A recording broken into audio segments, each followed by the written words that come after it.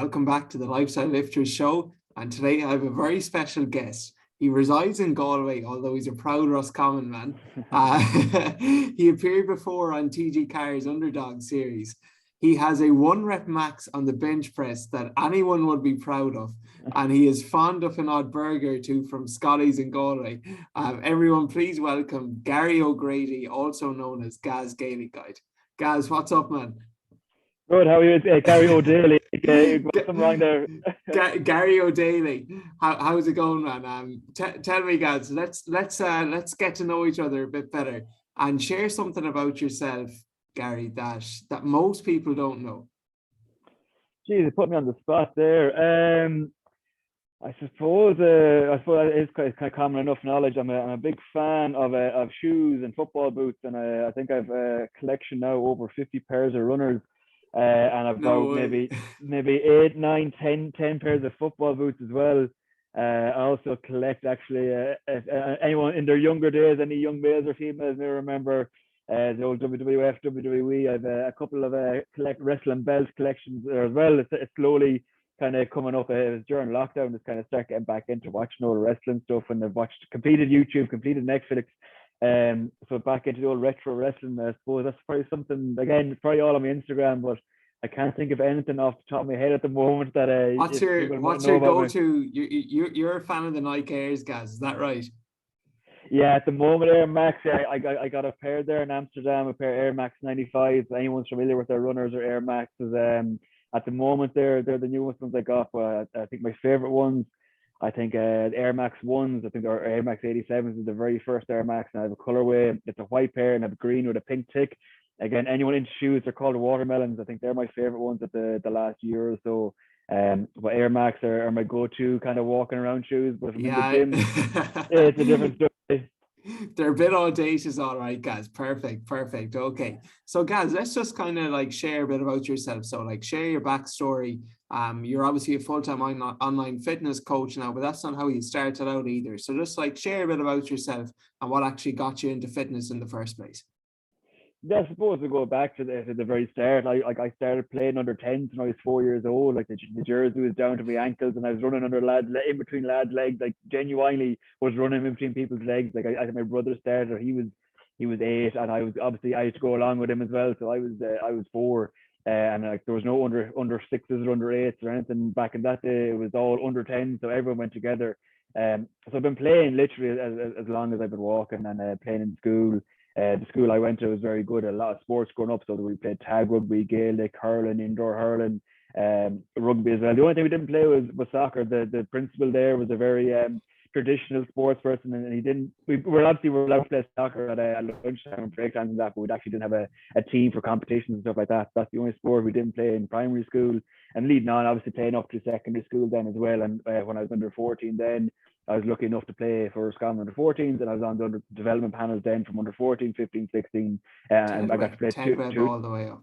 Yeah, Ted Webb. We won Ted Webb actually in 2010, and then I was on 2 minor panels. I got dropped 4 years on the minor panels. The first year I got dropped after the first league game, and the second year then I got dropped after the league before the championship. So I won a iconic league title then with the minors, but they won 2 championships back to back, and unfortunately I missed out on those. But again, I've been playing football my whole life, so from 4 up until now, and I'm 28 now in March, so I've been playing all my life. So obviously always been interested in training, always been interested in fitness, and alongside that then coming back from like the development panels under 14s then back in that day, so I was under 14 maybe 2008. The strength and conditioning was slowly being brought into GAA back then. Back at the time, like it's a lot of body weight stuff. It's a lot of just kind of push-ups, planks, and squats and like lunges and the kind of generic stuff. And like again, it's just the bread and butter of most strength and conditioning plans is the basics anyway. So it's easy to kind of go back and say, oh, it's all easy stuff. But like it's kind of nearly come full circle now that the basics is the best. But developing from that, it was kind of learning more about myself, learning why we're doing the exercises, how are these exercises going to develop me as a player. And obviously at that time, like just when the minors, when the gym was kind of getting a little bit more, it was more needed, and it was more of an essential thing to increase your performance. That was 2011, 2012. And around that time, if you're looking at any GAA players around that time, it was nearly a case of the bigger you were, the better you were. So at the Gotcha. time then, it was on about trying to get as big as you can. And obviously, when you're 17, 18, and you're in the gym with your It's friends, all you you're going want. to be doing, all you're going to be doing is bicep curls and bench press. You don't give a shit about your hamstrings or your quads and that. And that led me to getting injured a lot because I notoriously had weak hamstrings growing up. And it was again, we were on a gym plan, and the only exercise for the hamstrings was a line hamstring curl because that's the first one we were shown. And I didn't like that. It's been naive as well. I didn't have the cop on to look at alternatives because the gym I was in IT Sligo, they had a leg curl machine. Then when I finish, or when you take a break from college for Christmas or midterms or anything like that, and you're back into the gym, then if the gym didn't have a leg curl machine, I wasn't doing hamstring.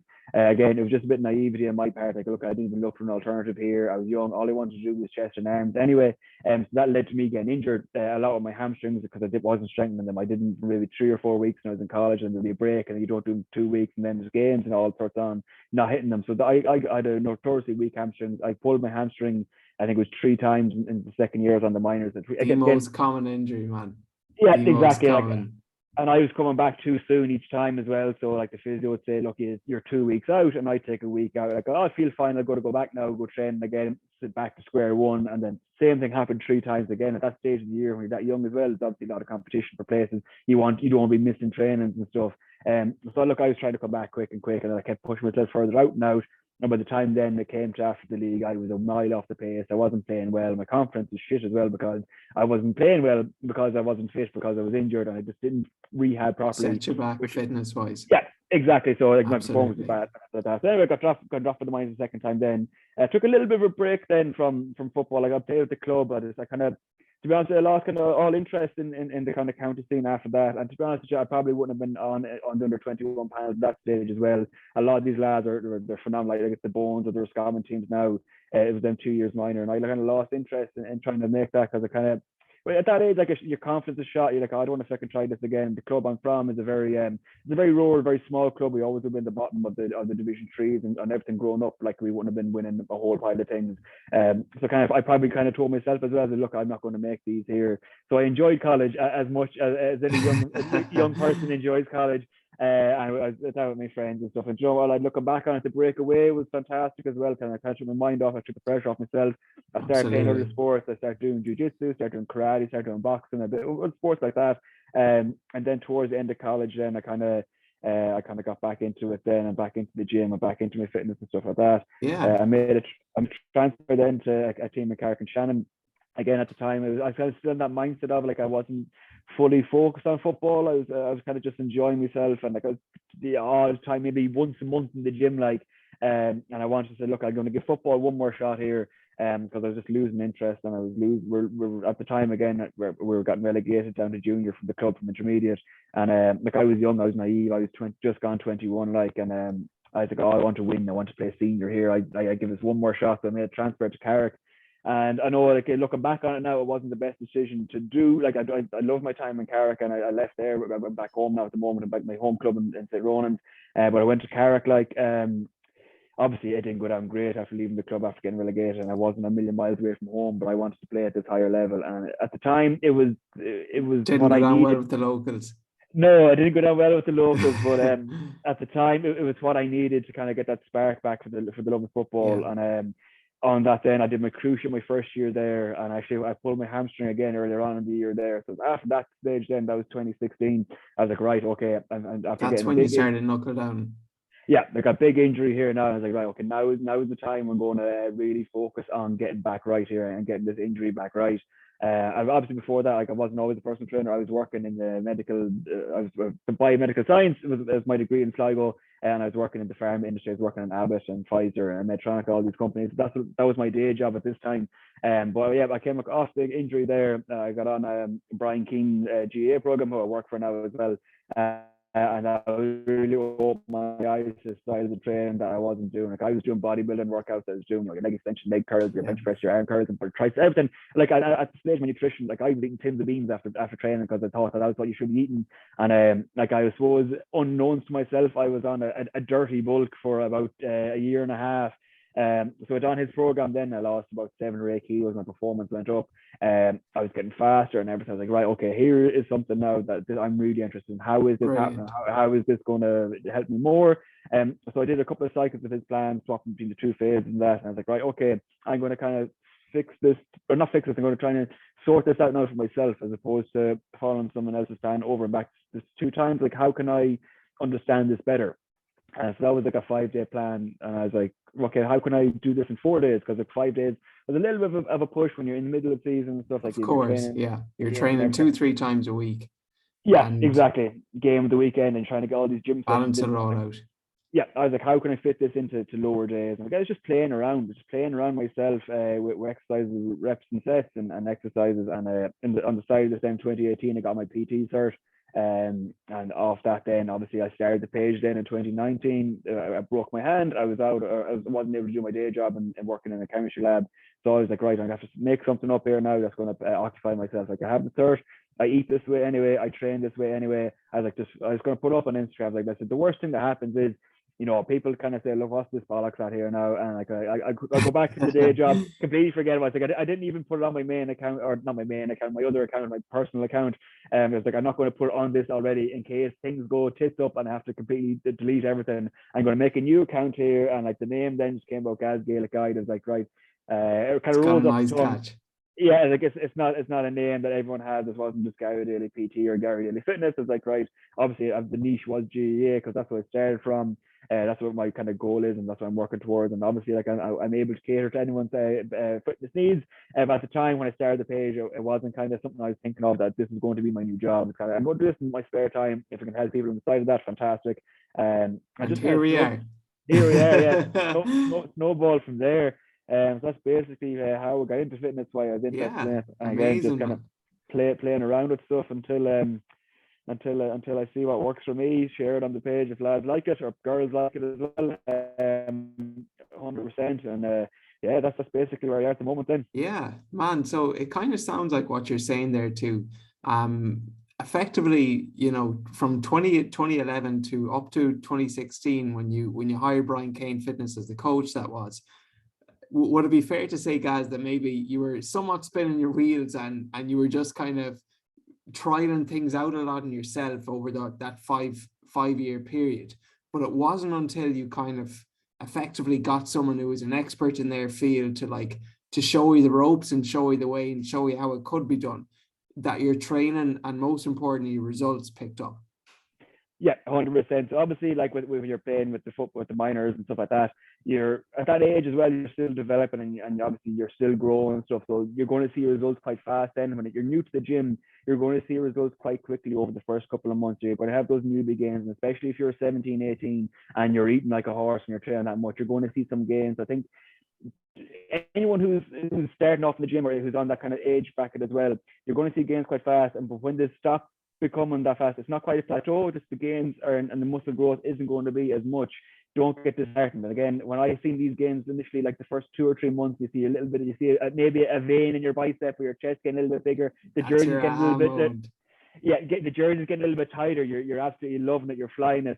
But then I guess to the stage then when you're not consistent, you're not going to consistently get better. So it's come to a stage, and I was like, well, obviously I like to have the jersey tight, and you're saying then that you're kind of spinning the wheels, just trying things out and testing things out, doing a lot of bodybuilding stuff then. And then when I got dropped from the minors, then like I wasn't in doing their kind of workouts then as well, because I was like taking a break from that. Like the football at the home wasn't as intense. And kind of playing around and taking breaks from the gym, sporadically going to the gym for a couple of years. I got my first real big person job. I graduated college in 2015. So once I started that job, then I was in the gym maybe 4 or 5 days a week after work. But I liked that. I was doing bodybuilding workouts. I was looking up like, CT Fletcher and Kai Green and Micro Sheet and all these OG YouTubers who are doing these mental bodybuilding workouts and stuff. I was doing that workout in the gym, and like I was wondering then, And there why am I just getting wasn't that injured? carryover between. And I think that's what a lot of people got to understand. Like, you got to match your training to your goals. Mm, And especially if you're like, even whether or not you play GA, whether or not you play soccer, rugby, or even if you like to go running and that is something you like to do, you're always going to match your programming to your goals.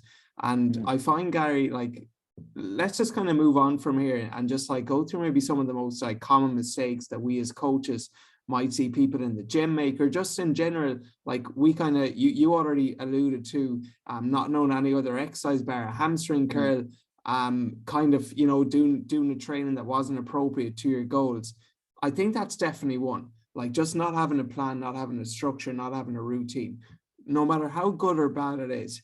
Like it's important you actually go in there with the plan, with the structure, because you mentioned as well, Gary, about confidence. And I feel a lot of people actually at the moment, a big thing that's holding them back from going to the gym is just lacking in confidence. But confidence comes from saying the thing you said you were going to do and actually doing it. So at least if you have a plan in place, an operation in place, something to follow, no matter how good or bad it is, it'll build that confidence. What other kind of common mistakes then, Gary, would you say, just even for general pop clients, that you see people making in the gym that maybe, you know, as coaches that we can advise them better on? I definitely think number one is not having a plan. Yeah, you did right there. I think as well, like there's no one size fits all. There's no one best exercise plan. There's no one best nutrition plan. Like everyone is going to find stuff that works best for them. And to be honest with you, like the hardest thing about the gym is going in for the first time or getting your warm up done. The hardest thing is going to the gym. When you get to the gym, I know it can be a terrifying place. Like we've all been there. Like I remember when I was 20, 21 going into the gym for the first time, I was expecting it to be all these juice head bodybuilders in there, but it's not.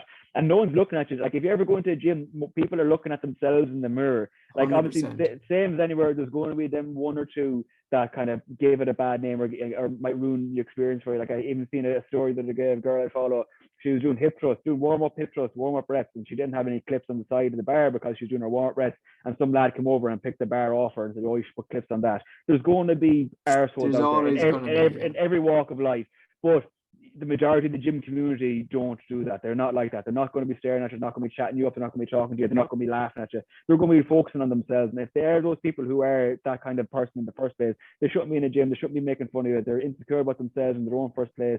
So, like, if you're feeling intimidated by those kind of people, just remember they're only insecure about themselves. They're not trying to make fun of you. You're the person who's making the change to go to the gym in the first place, and that's the hardest thing Exactly. to go the first time. Off that, then it's a lot of trial and error, and I'm still trial and error and stuff. I'm going to the gym over 6 years now. I'm still trial and error. And I haven't found the perfect plan or the perfect exercise or the perfect nutrition plan. It's all about testing and seeing how that works for you. So if you're just say you're following someone online, it could be anyone. Don't follow a specific plan for a specific goal if your goal is different. Or I mean by that is if you're looking at, just say you're a girl, you're starting to go to the gym and you're looking at someone who's a bikini athlete who is dropping body fat ridiculously low because they're stepping on stage in 6 weeks time for a competition, do not follow their nutrition plan. If you just want to drop a few pounds, you want to get a little bit leaner, you want to put a little bit of size on your glutes and your hamstrings or on your shoulders, if they're dropping weight down to compete on stage, they're dropping it below healthy or below a healthy number or percentage body fat. And same goes for lads as well. If you're stepping in there, you want to increase improve your performance for GAA or soccer or rugby, and if you're following a Chris Bumstead workout plan, who's Mr. Olympia, like your performance isn't going to match that. So like if you're looking to follow someone's plan online, absolutely look at workouts, take bits from it, trial things, test exercises, test things for nutrition, test different meal plans and foods and stuff.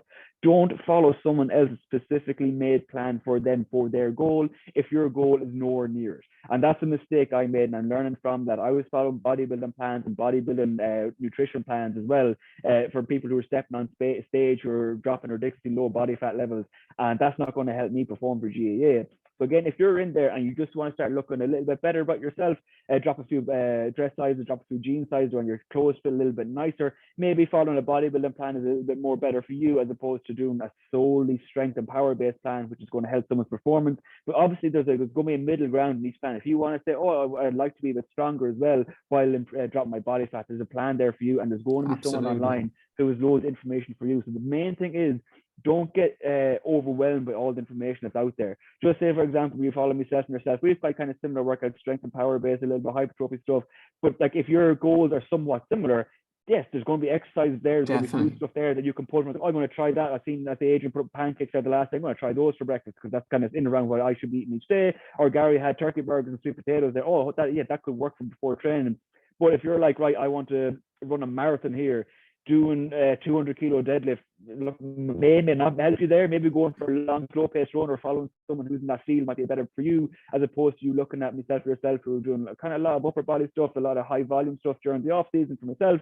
And if your goal is you want to run the double marathon, whenever the double marathon is, maybe looking at someone who actually runs in that field might be better for you. So again, it's just about following stuff, and it might Match your performance to your goals. Absolutely. and match the people you're following. Like, don't follow all the fitness accounts you come across and then get overwhelmed. Like, oh, I've seen a workout here. I'm going to do his workout on Monday. I'm going to do her workout on Tuesday. I'm going to do his other workout then on Wednesday. Like, if you're consistently changing workout plans and exercises and sessions, you're not going to get the goals you want. You need to be on a plan for at least 6 weeks. And I think that's with coaches as well. And if you buy a coach or a plan from a coach, like, don't expect it to be new magical sessions each day. Like, you're going to be doing the same workouts each week, and that's because that's the best way to make progress, is to make 100%. Progress over a set plan. And I know you might be, it doesn't matter who the coach is, and look, if a coach is changing sessions each week, each day, like, it might be fantastic for you, and you might say, this is great, I'm doing something new each day, but you might be seeing the progress you want to see. So staying on a plan for at least 6 weeks, up to 12 weeks, is probably what's going to make the best progress for you. Take a break, take a deload then, and if you want to go back on the same plan, you can, or if you want to jump on another plan, you can. Or that could be a case, you get a coaching plan, just say for myself, for yourself, there's a 6 to 12 week block. Like, okay, that's fantastic. Right, I'm going to change a few things around. I'm going to keep the bones within here, but maybe I'm going to change a couple of exercises. I see there's a cool machine in my gym that's after coming in. I'm going to do that now instead of the dumbbell rows. I'm going to try this new row machine because it looks quite cool. It's a similar kind of exercise as well. Pairing off the similarities, exactly. But you hit the nail in the head there. Another common, so definitely not having a plan, and number 2, program hopping. Because look, I always kind of use the analogy, guys. If I want to learn Spanish, and but both you and we both want to become fluent in Spanish. And for yourself, Gary, you're doing Spanish Monday, Wednesday, Friday, 3 times a week for 4 weeks. Me, I'm doing Spanish on Monday, doing French on Wednesday, I'm doing German on Friday. Come the end of the 12 weeks, you're obviously going to be much more capable and much more better at speaking Spanish than I will, because you've been doing it consistently. And, you know, despite what IG influencers say, like, look, it's pretty much the boring and basic work. Like, I would say, like, just get really good at like 8 to 15 different exercises and do those consistently over time. And as you said, then you start learning more as you go along. So, okay, a push-up that works my chest. So if I did a decline push-up where I put my feet in the bench and I do a push-up to the floor, it's the same or similar exercise, but it's just a different angle. Or, you know, if you do a squat with a dumbbell, maybe you might progress that to a squat with a barbell on your back. Or, you know, you're doing the same exercise again consistently, and you're just kind of adding a bit of variety into it. And I think that's key, Gary. Like, just you need enough variety, but you don't need too much where it's just completely randomized. And that's where having a plan, having a structure, not program hopping comes in. And I just kind of want to transition, so Gary, into the other 23 hours of the day. And I just find in general, doesn't apply to most, but it applies to a lot of people, definitely for me anyways. And I think a lot of the clients that we probably work with, like, getting to the gym itself, yes, that can be, you know, it can be a challenge for us all at times. But then once you get there, you feel good and you never regret it afterwards. But it's just those other 23 hours. And of course, food does play a big role in this. So let's just kind of speak to the masses here, because there's so much information, like, you know, do you do high carb? Do you do low carb? Vegan, ketogenic, paleo? What are some new ones out there? There's so many different variations. The warrior diet, carnivore diet, but just some universal principles. What would you say, Gary? Or like just 3? We'll try combine just to 3 universal principles that someone who does feel a bit overwhelmed, a bit of anxiety after going on Google Education or YouTube or Instagram. What are some like just universal nutrition principles that you would kind of tell them to follow if they wanted to get results? If you want to lose weight or lose body fat, the number one thing is you need to be in a calorie deficit. No matter what nutrition plan you're on, all the nutrition plans you mentioned there, all those diet plans will work if you are in a calorie deficit. So just say for keto, for example, that works for a lot of people because it's a minimal carb diet or no carb diet. what usually happens there is people cut out carbs completely and they don't replace those calories with the fats and protein. So basically they're cutting out a full food group. They're not replacing those calories, which means they're eating less calories, which means they're in a calorie deficit. Same goes for carnivore or any of these diets. It usually means they're eating less food, eating less calories, which means they're in a calorie deficit. That's the number one thing you should do if your goal is to lose body fat and lose weight. Okay, the second thing I'd say then is an 80-20 rule is a really good way of working it. You do not have to eat clean 100% of the time. It's just not sustainable. You're not going to enjoy it. You might do it for 6 weeks and then you're going to have a binge then, and you might end up back worse than where you were before if you're someone who does it, eat clean for 5 days and then on the weekend you completely lose track. 80-20 is a great rule, and something I do myself. Like I have a little treat, maybe too many treats Scotty's every burger, day. Like, man. it's Scotty's burger, yeah, exactly. But like you need to be like, if you're, sometimes you just have to put, as I said, to tell myself, you put on your fucking big boy pants and you have to eat the vegetables, eat the certain things you have to eat. But like at the end of the day, then like again, I know fitness trackers or calorie trackers or something that can be the best thing in the world for some people. They can be the worst thing in the world for other people because they can become too consumed with how many calories they're eating. I usually track my food. If I have a new goal, or if I want to lose a bit of weight, which I was doing recently on a small bit of a cut, I'll track my food for maybe 2 weeks because I eat the same food most days, give or take different meats, different veg and carbs and stuff like that. I track my food for I track it for 2 weeks, and I know then, give or take, how many calories I'm eating in a day, what my goals are. So maybe I wouldn't recommend doing it every single day forever, because again, that's not sustainable. But if you're tracking it for the 2 weeks, for example, and you do your breakfast, lunch, and dinner, and you have your 1 or 2 snacks, and in the evening time, then you have just say 200 or 300 calories left. That could be a Mars bar. That could be a Mars bar that you can have every day that fits your calorie goals, that's matching your goals, then to drop some body fat.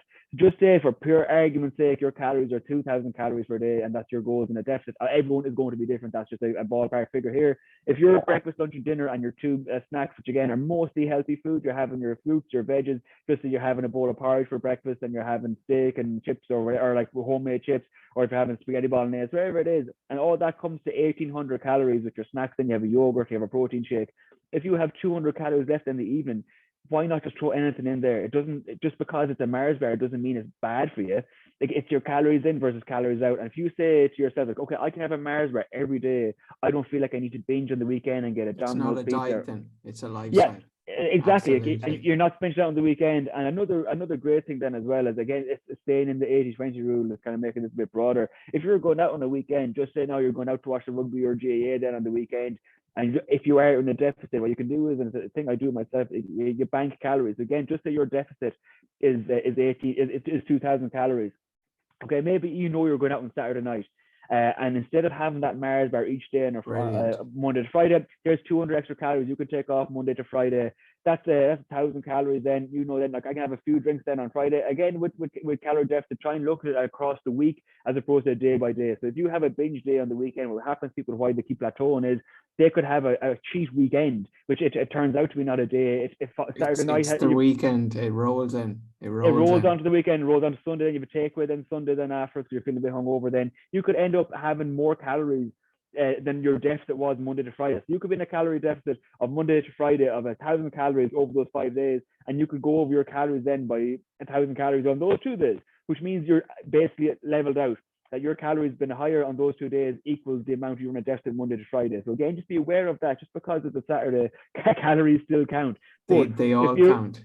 Exactly. But if you're going to go out Saturday night, you have those extra couple of calories less Monday to Friday, you're still in your deficit. Come Saturday night, then you have your few drinks, and then on Sunday, try not to do the takeaway. If you have meals prepared already, get back on plan then on the Sunday as best you can. I know it's not easy to do it, but try not just do the dog on it. Have enough drinks that you're enjoying yourself, you're able to go out, you're not worried about what food you have with your friends, you're not worried about the drinks you're having, you're watching the games, you're doing whatever you're having to have fun. And then on Sunday, then try and get back on track. Just don't do the dog on it. Get back on plan then, and then go again on Monday. And if you want to up your calories again to the 2,000, it's that mindset shift too, man. So I think just so what you're saying there, so guys, the first one is match your, just like we say, match your training to your goals, match your nutrition to your goals too. If you want to lose weight, calorie deficit obviously is going to be universal.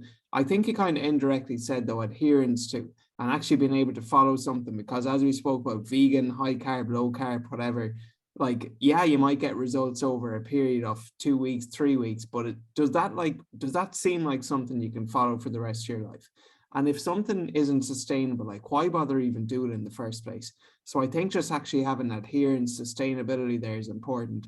And as you were saying then, again, this depends on your goals now. Like the 80-20 principle is brilliant. But if someone was like to step on stage, I know not a lot of our audience, if any, would be within those brackets. Maybe the 80-20 principle is too flexible for them. So again, it just comes down to matching it to your goals.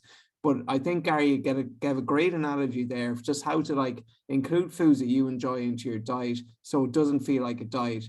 It's more so just like a lifestyle. And that is the most important thing, being able to eat the food you enjoy so it doesn't even feel like a diet. And just kind of going off this then, Gary, you kind of mentioned like, obviously, it's important to be training, it's important to be eating quite well too. But let's just maybe just briefly touch on recovery. And not just like physical recovery, like physical recovery, like obviously that's going to help when your food's on point, your sleep, but also mental too. And just like, life can sometimes get in the way. And we all work, we all have our day jobs, we all have our individual challenges.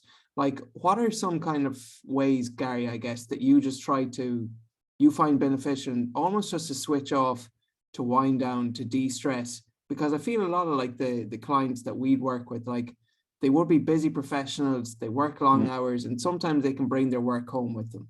And obviously the gym is a great outlet just to get rid of that stress and to completely just forget about it for an hour. But just outside of that then, like, what are some ways do you feel that are just like good ways to switch off and to wind down? I think there's the way that the fitness industry has gone, and there's so much information out there and people doing stuff, that if people are sitting down doing nothing and putting their feet up, they feel like they're doing nothing and they feel like they're falling behind. Whereas all they might need is a couple of hours sitting down, relaxing, let their minds just mong out and watch something on Netflix, put your feet up and relax. Like, especially with GAA, there's so many recovery sessions now and active recovery and recovery centers, and you need to be in the sea, you need to have an ice bath, you need to have foam rollers, you need to have massage guns, you need to have all these bits of technical equipment. Whereas all you might need is to get 8 to 10 hours of sleep, the next day put your feet up and watch the other games that are on telly. Like, that's something that I have come full circle on. That I used to be doing the foam rolling before and after games for hours on end, and I used to be doing the active recovery sessions where I knew I wasn't really feeling anything from it. I was like, oh, but I should be doing this because the manager said we should be doing it. And again, it comes with experience, and I have absolutely no problem now. Just if we have a game on a Saturday, I have no problem on Sunday not leaving the house, putting my feet up, eating good. And by eating good, again, that can get taken in different ways. That could be people thinking that you're tucking into a bag of chips and you have 4 or 5 chocolate bars. Eating good is like you're eating more food because you're replacing the calories that you're used. Again, that's just my goals. I'm not looking at losing too much weight at the moment. And replace my glycogen stores from the game that I had the day before. Protein on board for muscle recovery. Eating good. Absolutely. Then could be just like a nice steak and chips, or like or sweet potato fries in a burger, something like that. Eating good, eating lots of food, lots of nutritious food for me, stuff I like. Like, I love a bowl of porridge every morning. Like, I'll have that on my day off. It's not like a chore for me to eat a bowl of porridge. Absolutely. I'll have that, feed up, watch telly if I can. And just sometimes you might have to do something that's not necessarily the best for your recovery, but it helps your mental so much. Because I think people get so bogged down with they have to do so many things for recovery, and they know they have to do this and they know they have to do that, and they could be missing a friend's 21st or a friend's 30th. Just going for different age groups there, they could be missing an event because they're like, oh, I'm after having a game here and I have another game then in 2 weeks time, and if I go out now tonight, I won't be recovered. Or anyone who has fitness trackers or a Whoop or a Fitbit or anything like that, it's going to tell me my recovery is in. Whereas they know if they go to that, they're going to de-stress. They might have friends there who don't give a shite about football or how many points they kicked the day before. I think that's needed, man. Absolutely. Yeah, you need to de-stress. Switch off. As Mickey Burke, the Meath footballer and hurler, said, you need to pump the body with a bit of green diesel every so often. And he's right. You need to be able to go out and enjoy yourself. And partial to a few pints of Guinness now myself. And like, I've still been able to maintain a social life as best we can in the last couple of years. Keep my training on point, keep my nutrition on point, and able to keep friendships going, keep social life going, keep girlfriends happy, keep trainers happy, keep managers. You're trying to juggle so much, and again, it's so overwhelming. Again, that's just a football side of things. That could look completely different for someone who wants to step on stage, or someone who wants to lose a bit of fat, lose a bit of weight. Everyone is going to have different circumstances, where that's work. Maybe their work is a high demanding job. Maybe they have kids. Maybe they have different friends, or a circle of friends who aren't in the same kind of, they don't particularly care about fitness and that. And that's perfect. That's fine. Everyone's going to have their own thing. But it's all about planning. It's all about planning. Like, again, if I'm going out, just say I'm going out next weekend, I know then, like, right, okay, next weekend I'm going out. I need to get X, Y, and Z done before Saturday afternoon, or whatever time we're going out. Keeping it clean. Yeah, so, and just not feeling guilty about it, and knowing that, like, I need this now to be able to come out here, have fun with my friends. Then on Sunday, then you're getting ready then for the week ahead. Again, it's small bit of plan, whatever you have to do. Again, I know myself that my recovery isn't going to be fantastic on Sunday, but that could be a case that I don't do anything then on Sunday, and I use Sunday then as my rest and recovery day. I've had my sessions Monday to Saturday. I have my night out on Saturday night then and enjoy myself. Then on Sunday then is about rest and recovery, and Monday is back on track then again. Is it going to be optimal to be doing that every single week? No, it's not. We call a spade a spade. If you're going out drinking every single weekend, like, there's something that's eventually going to have to give. Your body's going to break down because it's a lot of stress in the body. But if you're going out like every second week, every third week, once a month, wherever it is, or if you have a big event that's important to you, and if a manager is saying to you can't go to something, at the end of the day, like, we all play sports. This, again, just talking to the sports people here, we all play sports because it's our hobby. We enjoy doing it. If it comes that we're not pro athletes, man. We're not pro athletes, exactly. And if our social life and other relationships with people is a detriment because you want to play club football, like, you have to realize, like, look, I'm an adult here, and you're telling me that I'm not allowed to go on a few drinks with my friends because it's someone's birthday, or that way I feel bad for going on holidays because I want to keep my girlfriend or wife happy, or boyfriend, or whoever it is. We want to go on holidays in June or July. Look, I know it's close to championship, but, like, we're an adult at the end of the day. We're like, I'm not a teenager. They don't expecting that if you're going on holidays that everyone is going to go on a piss up for 5 days. I don't know why that's always the worst case scenario in manager's head. Like, oh, I'm going on holidays. Oh, well, like, we have a game in 3 weeks time. Like, yeah, I'm going to. And there's so many benefits, man, of just being in the sun, though. Like, just getting out in the sun too, and that can do you the world of good. Like, just kind of getting away from it and switching off, as you were saying, and just having something else. And I think your group of friends and your social group, as you were saying, like, sometimes when you're chatting to people who have no clue at all about football, sometimes it's just a nice way to to just forget about it, because it doesn't mean anything to them, Gary. Mm-hmm. But look, we're coming towards the end of time, man. So let's just kind of wrap this up now. Gary, what are like 1 to 3 takeaways that you'd like our listeners to implement, just based on everything we spoke about today, from training, nutrition, and kind of lifestyle recovery? If we can just pick off one from each there, like, what would your 1 to 3 takeaways be, Gaz, that we could implement? I suppose it's a kind of a broad statement, but find what works best for you. I think it's so important. Like, again, there's no one size fits all. There's no one exercise that's best for everyone. You're going to have to play around. And same goes with food recovery. I suppose we're covering the three of them there. Just find what works best for you, and then just stick to it. Like, it's so easy to kind of fall into the trap of, a manager or your friends or someone saying, oh, this worked really well for me, and you try it and like, oh, I didn't really like that, but they're going out every just a Sunday morning after a game and doing this, and I don't want them to feel left out. Or, oh, the team is doing this on a Sunday morning, they all collectively go to the pool, and you're like, well, I don't like going to the pool. I don't find it any good. I prefer to stay in my 10 hours sleep. Stick what's best for you. At the end of the day, like, if we're playing in a team sport, like, you all have individual jobs in the team, and if you know that you aren't able to do the job to the best of your ability because you're doing something that's not supporting you, 100%. Don't do it. And all the way around, if you feel like you have to do something extra to help you do better, don't feel bad for putting yourself first sometimes. And again, I think that's, again, it comes down to a kind of a lifestyle thing that, you'd be called selfish, or look, he's a Mayfain, or in it for himself, or in it for herself, or whatever it is. Sometimes you have to put yourself first. And again, that could be you having to go for the night out. Like, I have to have this night out because I just need a break away from football or hurling or camogie or whatever the sport is you're playing. I need a break away from it for a night. So I need to go out here and have this night out or go to this event. Or it could be the opposite. It could be the complete opposite. If your circle of friends are ones who go every single weekend and you want to play Taking better a at your break sport, from or it. you want a goal, you're working on a particular goal, and you know, I need to go to the gym here on Saturday and Sunday, or wherever the case may be. Like, I need a break away from that scene, wherever that scene is, X scene or Y scene or Z scene. Sometimes you need to put yourself first, take a break, prioritize your goals, wherever that is. And maybe your friends have like, or your teammates, wherever it is, like, oh, well, fuck it, like, what you doing that for? Like, look, I have to do this for myself, and I know it's going to help me in the long run. Because at the end of the day, not that people don't care about you, your teammates are looking after themselves. They're putting themselves first all the time as well. So never feel bad for putting yourself first, putting your goals first. Like, people, if family members, Man. friends, fans, anyone could be annoyed at you, disappointed with you. But look, you have to do what you want to prioritize do. yourself first and find what works best for you. That'll be your one. Any other takeaways then, Gaz?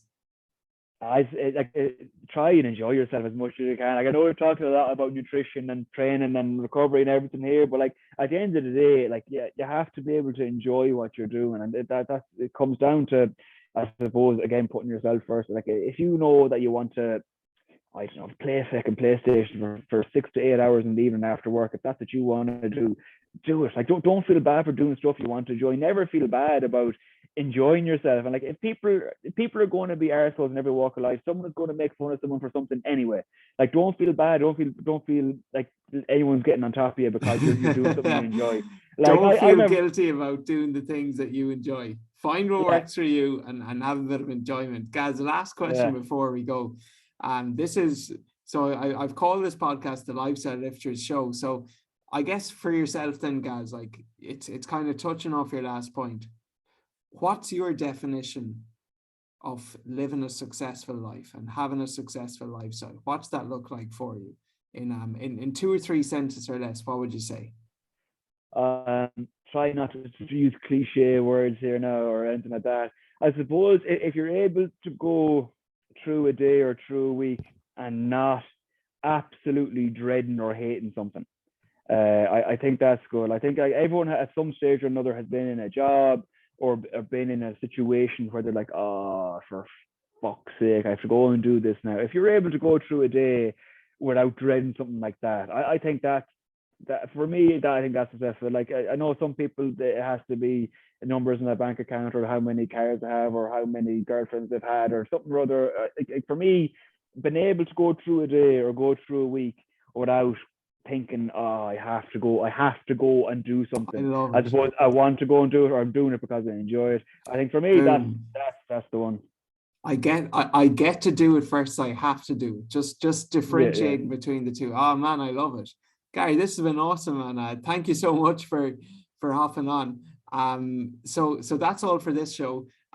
Please like, subscribe, and leave a rating. And Gary, just before we go now, first of all, tell all our listeners now where people can find more about you, if they want to learn more about what you offer, your services, Gaz.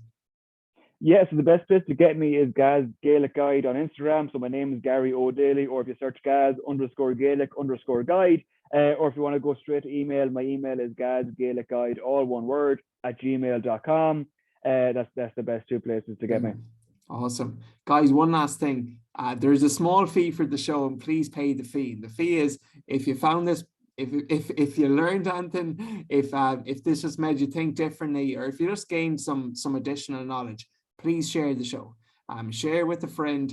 Tag myself at Mac Lifestyle Fitness and Gary at Gaz Gaelic Guide, as you said, on Instagram stories. We'll reshare it. And just please pay the fee and play it forward. Guys, this has been awesome, man. Thank you so much for your time. We'll have to do a part 2 at some stage. And until then, man, have a great day. Take care. Gentlemen, thank you.